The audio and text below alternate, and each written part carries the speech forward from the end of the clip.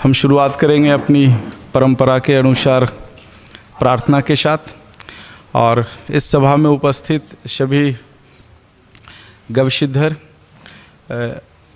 सब मिलकर के प्रार्थना करेंगे।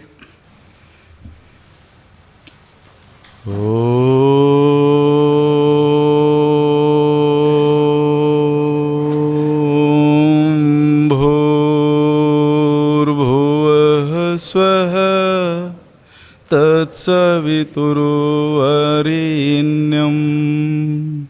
भर्गो देवस्य धीमहि धियो यो नः प्रचोदयात्।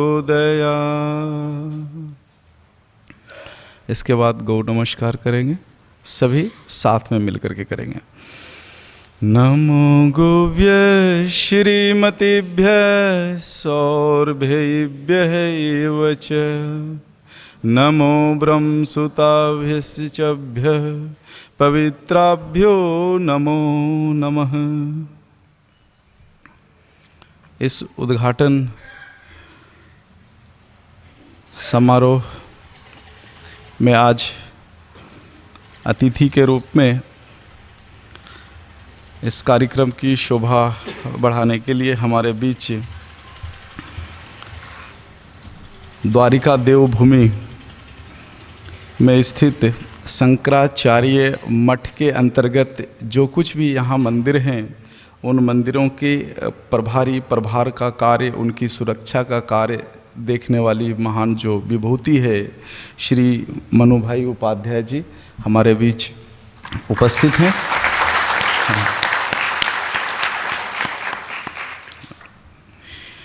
अब मैं मंच पर बुलाना चाहूँगा आज के अतिथि और अतिथि वक्तागण को। तो सर्वप्रथम मैं निवेदन करूँगा आचार्य डॉक्टर जी मनी जी से कि आप आएँ और मंच ग्रहण करें।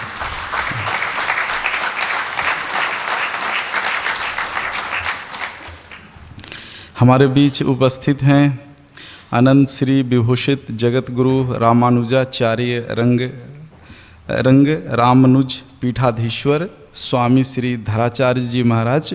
आपसे विनम्र निवेदन है कि आप हमारे मंच की शोभा बढ़ाएं।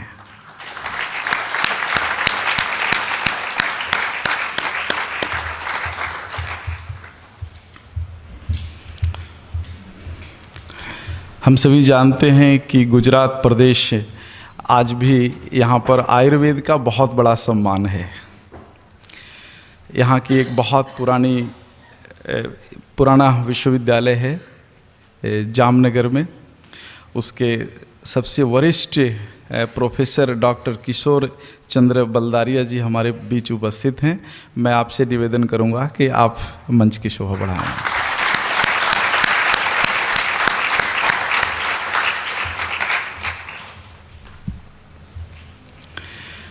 और हमारे बीच सूर्य योगी उमाशंकर जी हैं।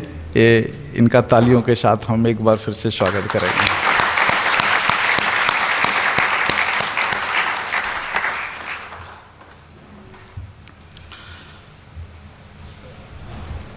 गुजरात की इस धरा पर जो यह कार्यक्रम आज से शुरू हो रहा है, इस कार्यक्रम को आयोजित करने में अपने गुरुकुल के गवशिद्ध भाई माननीय चंदू भाई सुराने जी,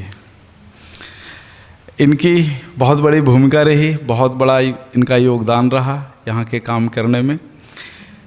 हालांकि इनका भी दीक्षांत है और अभी गुरुकुल के विद्यार्थी के रूप में हैं, फिर भी जो सामाजिक कार्यभार है जो इनके ऊपर गुजरात में गाय के संवर्धन का काम, वो बहुत ही अतुलनीय है। इसलिए मैं चाहूँगा कि चंदू भाई भी मंच की शोभा बढ़ाएं।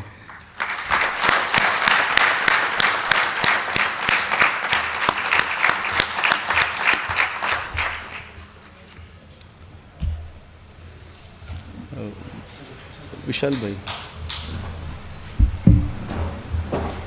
माइक भी चंदू भाई को देना पड़ेगा। हाँ, सम्मेलन का जो प्रतिवर्ष होता है, इसमें जो समय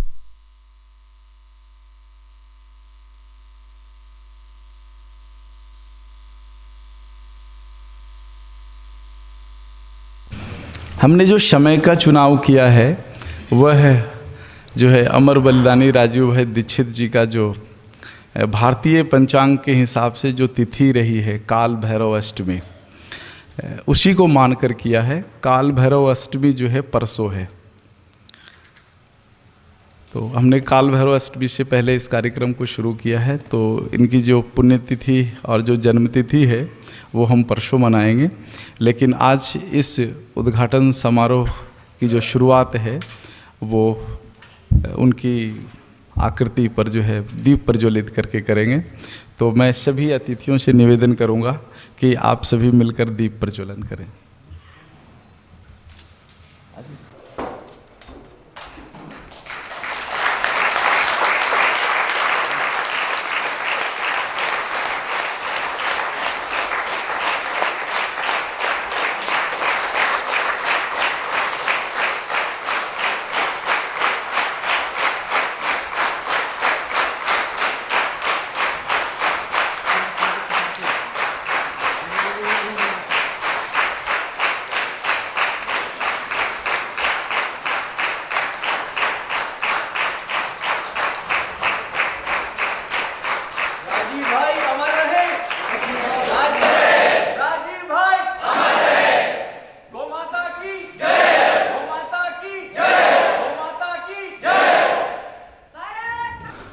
सब लोगों का गुजरात जो आप आए हैं और संतगण जो आए, सूर्य योगी जी, मनु भाई, स्वामी जी,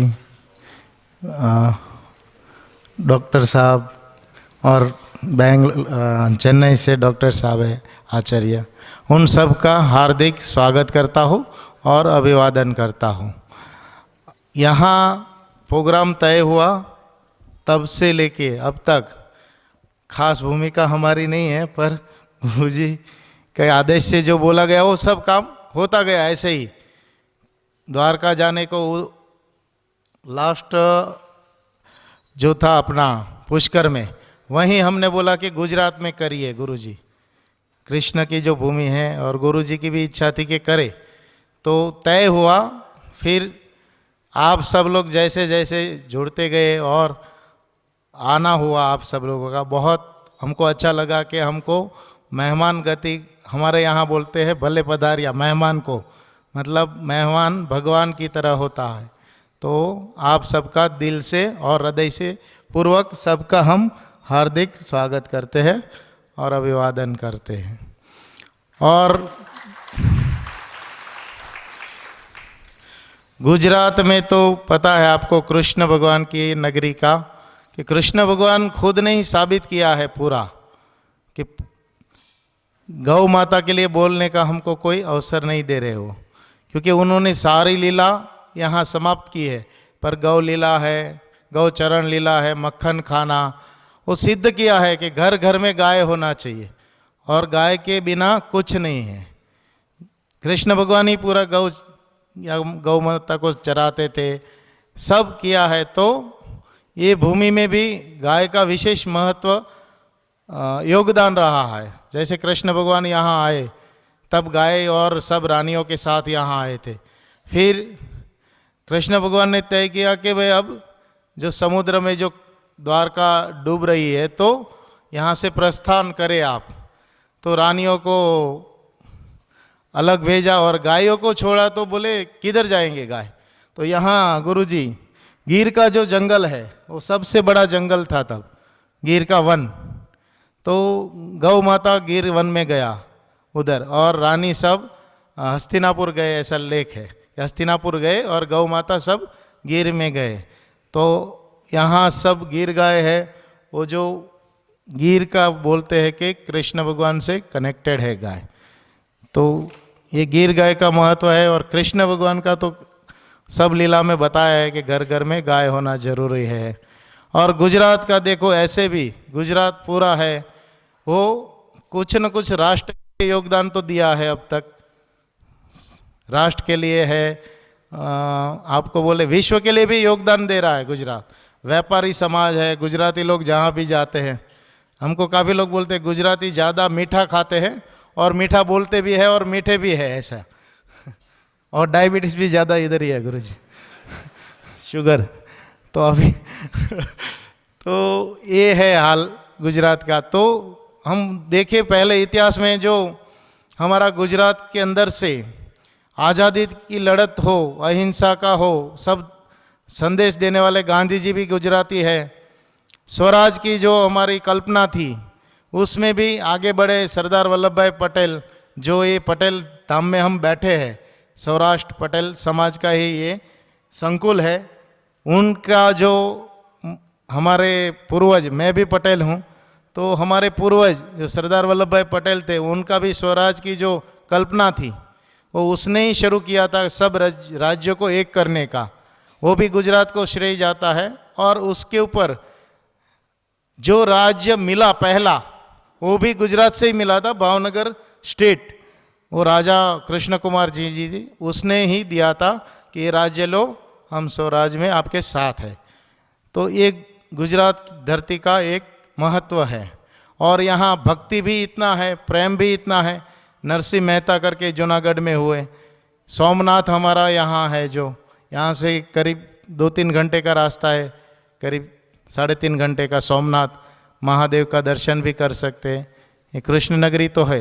ये नगरी बनाया है, रातों रात द्वारका बनी थी, पता हो आपको तो, कि भाई विश्वकर्मा ने बनाई थी पूरी रातों रात नगरी। ये जो मंदिर है, हम गए थे सुबह फेरी में, वहाँ राइट साइड में हमारे मंदिर आया था, वो मंदिर है वो विश्वकर्मा जी ने बनाया है पूरा। रातों रात ये नगरी विश्वकर्मा जी ने खड़ी की थी। ये अवतरित नगरी है, ऐसे नहीं पहले से थी, ऐसा नहीं है। कृष्ण भगवान को यहाँ आना था, इसलिए ये नगरी का अवतरण किया था। तो ये नगरी में बैठ के जब हम ये गाय का विषय में, गौ माता के विषय में जो नॉलेज लेंगे या ज्ञान लेंगे, वो सबसे अच्छा होगा। और गुरुजी जो हमको प्रदान करेंगे वो हम अच्छी तरह ग्रहण करेंगे। और इन सब विभूतियों के साथ, संतों के साथ बैठ के सुनना एक अलग मौका होता है, और उनको भी सुनना एक अलग विषय, अलग अलग विषय पे सुनना और ग्रहण करना एक अलग स्थिति होती है। जिनका भाग्य में वो सब लोग आ गए हैं, ज़्यादा नहीं बोलेंगे। आप सब लोग का फिर से दिल से हृदयपूर्वक स्वागत करता हूँ। जय गौ माता।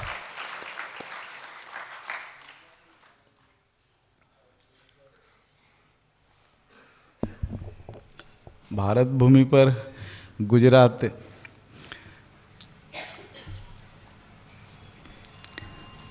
जहां हम सभी सम्मेलन के चौथे पड़ाव पर हैं, चंदू भाई ने कुछ संक्षिप्त जानकारियां दी है। अब मैं चाहूँगा कि आज जो हमारे अतिथि यहाँ पर पधारे हुए हैं, उनका हम सभी गविसिद्धरों की तरफ से सम्मान हो। तो सर्वप्रथम जो है महंत श्री मनु भाई उपाध्याय जी को सम्मानित करना चाहेंगे। तो मैं निवेदन करूँगा ईश्वर योगी उमाशंकर जी से कि आप इनका सम्मान करें। इनका पूरा का पूरा व्यक्तित्व शंकराम मठ से जुड़े हुए जितने भी द्वारिका के मंदिर हैं, इन मंदिरों की प्रतिष्ठा के साथ है। मंदिरों का संचालन, उनकी सुरक्षा और उन मंदिरों का सम्मान कैसे बढ़े, उसमें इनका पूरा जीवन लगा हुआ है। तो ऐसी विभूति का हम सम्मान करना चाहेंगे।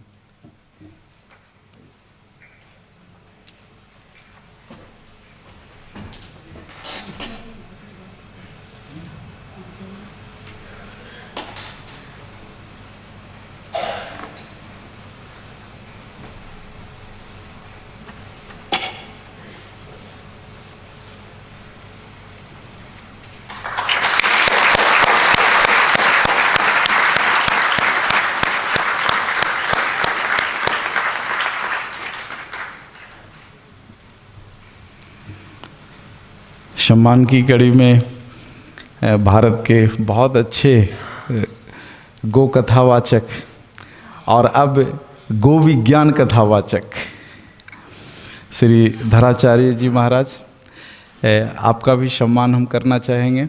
मैं निवेदन करूंगा उमाशंकर जी से कि आप सम्मान करें इनको।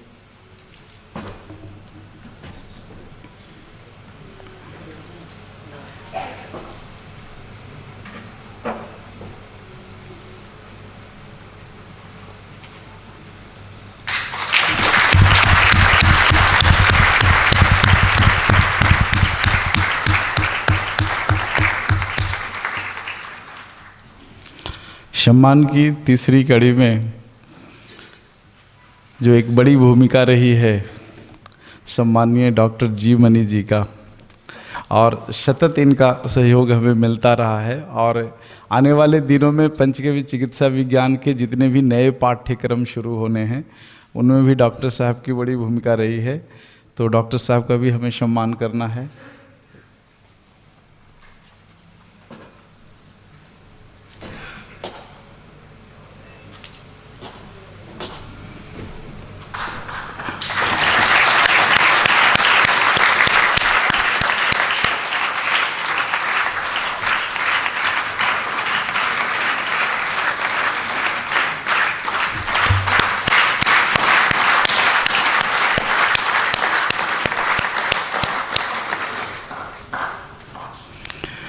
प्रातः की जो कक्षा थी उसमें जो आज विषय मैंने उठाया था कि आयुर्वेद का प्राण इसलिए निकल गया क्योंकि बैसाखी का सहारा लिया।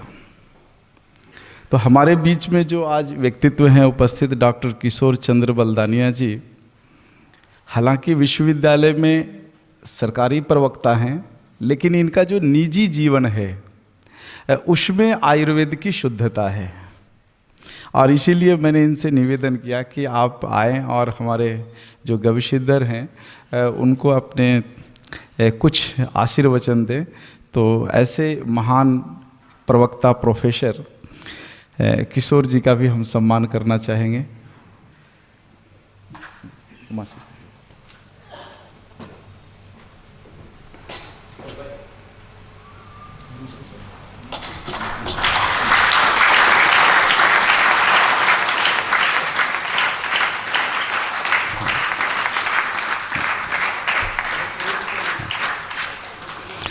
हमारे बीच एक ऐसी ही विभूति यहाँ पर उपस्थित हैं।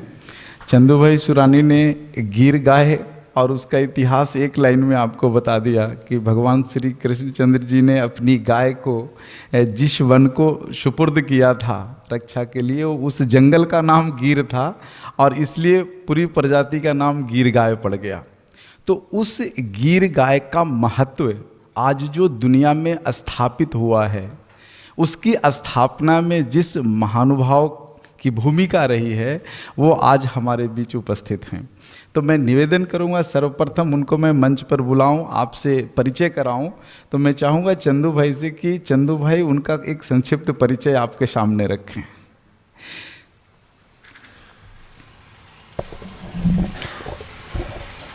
हमारे बीच जो उपस्थित है, गुरुजी ने बताया गिर गाय का पूरा अस्त होने वाला था। समझ लो कि कोई जानता नहीं था कि गिर गाय का महत्व क्या है और क्यों रखना है गिर गाय। तभी जिसने एक ज्योत प्रज्वलित करके पूरी दुनिया में डंका बजाया गिर गाय का।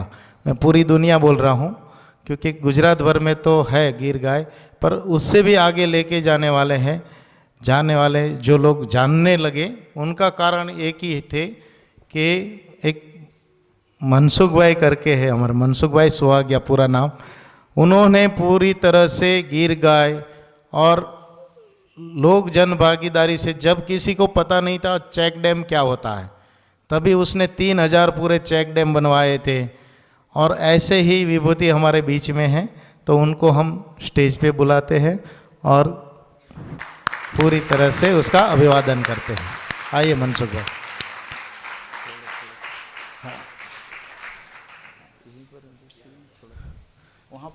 हाँ,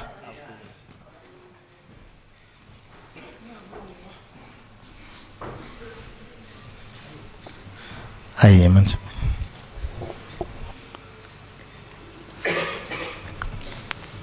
इनके परिचय के बारे में मैं 2 पंक्ति और जोड़ूंगा कि मैं ईश्वर से जब से मैं इनसे मिला, गुजरात में जो सम्मेलन करना था, तो उस संदर्भ में जब गुजरात में हमारा व्याख्यान शुरू हुआ तो मोरबी में व्याख्यान चल रहा था, तो उस समय इनसे हमारी मुलाकात हुई और इनके व्यक्तित्व को जब मैंने जाना समझा, तब से मेरे दिल में एक ही बात हुई कि काश ईश्वर ऐसे सुहागिया जैसे व्यक्तित्व अगर हर प्रदेश में दिया होता तो हर प्रदेश की एक गाय जो है आज विश्व विख्यात हुई रहती।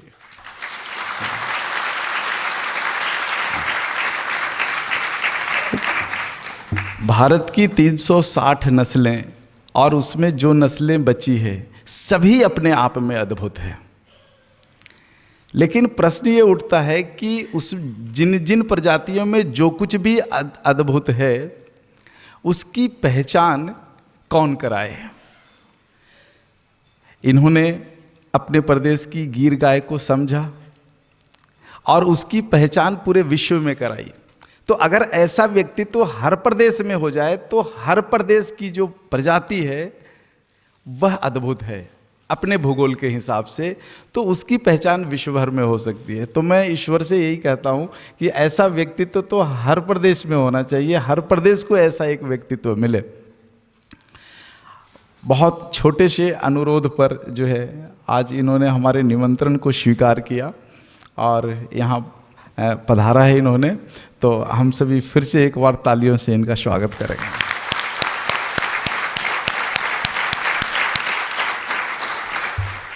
इनके लिए सम्मान कोई बड़ा विषय नहीं है, फिर भी हमारा कर्तव्य बनता है कि हम इन्हें भी सम्मानित करें। श्री योगी जी से निवेदन करूंगा कि ऐसे व्यक्तित्व को सम्मानित करें।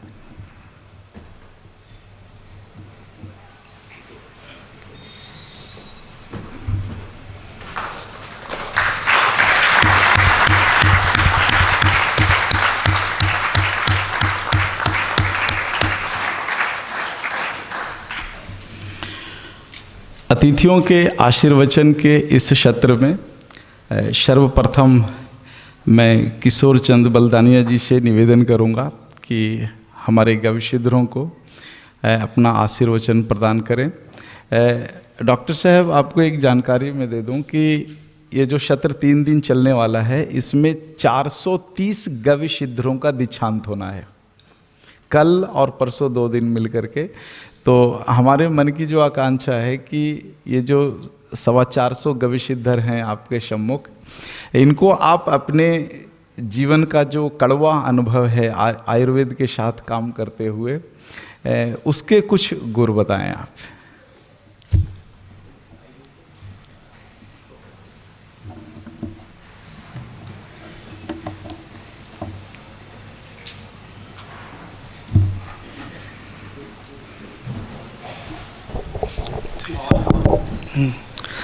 जय गौ माता।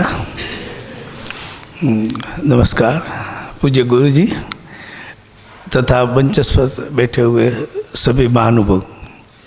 आप विशेष दीक्षांत जो ग्रहण करते हैं शिविरार्थियाँ और विशिष्ट पूरे भारत से आए हुए आमंत्रित बंधुओं बहनों, गुजरात आयुर्वेद यूनिवर्सिटी की बात तो मैं 33 साल तक मैंने सर्विस की। कॉलेज में अध्यापक, प्रोफेसर, प्रिंसिपल और जो दवाई बनाती है वो फार्मेसी गवर्नमेंट की, उसमें डायरेक्टर के रूप में सर्विस की है। तो अलग अलग अनुभव हुए हैं। अलग अलग अनुभवों के साथ मैं जुड़ा हुआ था मेरी परंपरा के अनुसार श्री कृष्ण भगवान के साथ।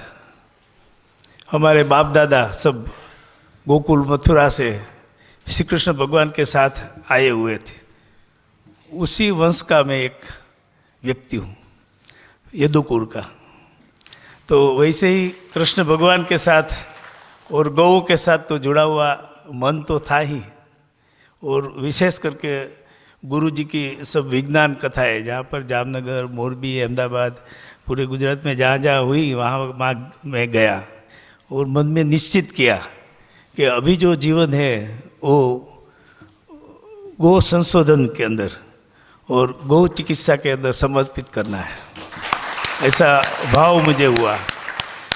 उसी से जुड़ा हुआ हमारा आयुर्वेद की विविध औषधि जो हमारे पास चूर्ण विभाग होता है, टेबलेट विभाग, कैप्सूल विभाग, आसव अवलेह विभाग, अर्क विज्ञान, जो राजा रावण ने लिखा है, अर्क विज्ञान नाम का, जो हम लोग अर्क निकालते हैं ना गौमूत्र का वगैरह, गौ की जो जहरीली औषधि है, पॉइजनस मेडिसिन जो आयुर्वेद में है, जिसमें वच्छलाक कहते हैं, कुचला कहते हैं, इसे धतूर कहते हैं, धतूर का बीज, तो भयंकर जड़ी बूटियाँ है जो वैसिली है, पॉइजनस है, वो सीधा अमृत तुल्य वो काम करने वाली है, वो गोमूत्र के आधार से।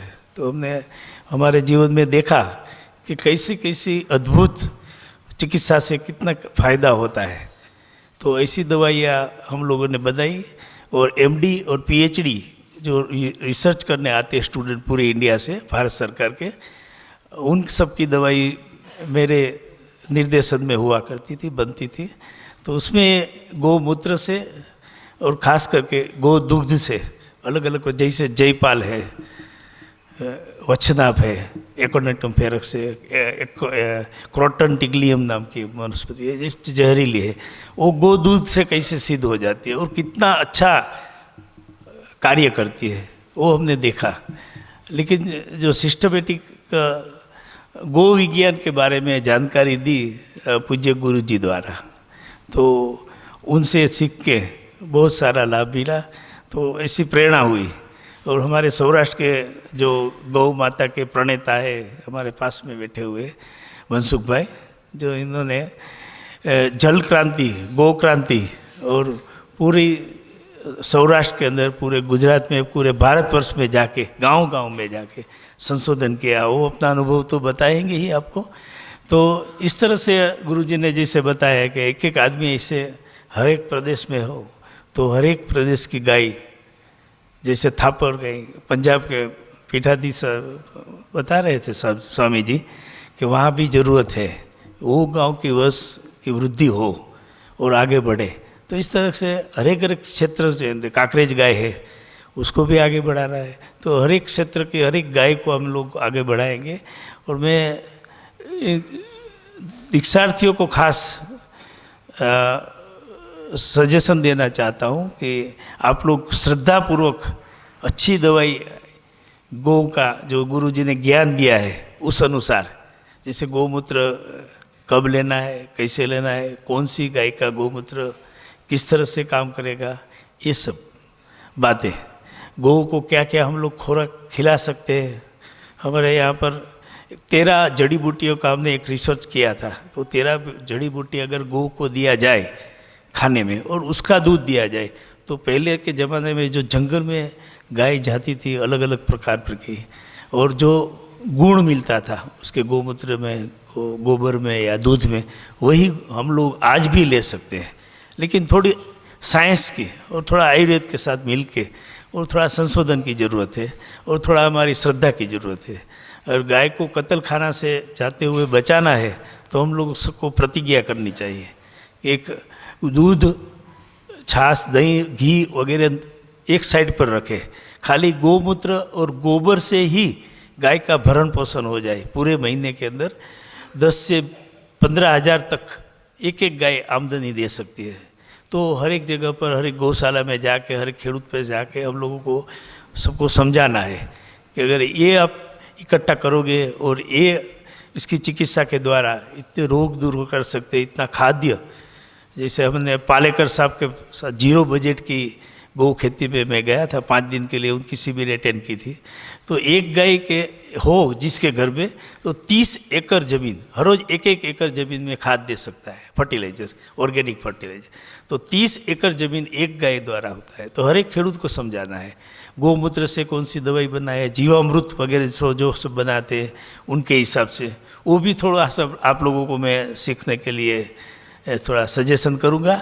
0 बजट की खेती, गाय आधारित कैसे खेती की जाए वो भी थोड़ा नॉलेज हम लोग रखें तो सबको समझा सकते हैं, सब खेडूतों को समझा सकते हैं, घर घर जाके सबको कह सकते हैं। अभी भी एक कोलकिया साहब जूनागढ़ एग्रीकल्चर यूनिवर्सिटी में रिसर्च करके बताया कि गाय के मूत्र के अंदर 0.3 मिलीग्राम गोल्ड होता है। तो ऐसे तो है गोमूत्र धन्वंतरी, कोई ऐसा दुनिया में रोग नहीं है जो धन्वंतरी से या जो दूर करते थे वो आज नहीं हो सकता है। वो गोमूत्र से सब रोग दूर हो सकते हैं, खाली उसकी निर्माण भेद है, टेक्नोलॉजी इसको कहते हैं। गुरुजी अभी नया कोर्स शुरू करने वाला है, वहाँ कांचीपुरम में अभी 2-3 नया कोर्स शुरू करने वाले हैं, उनमें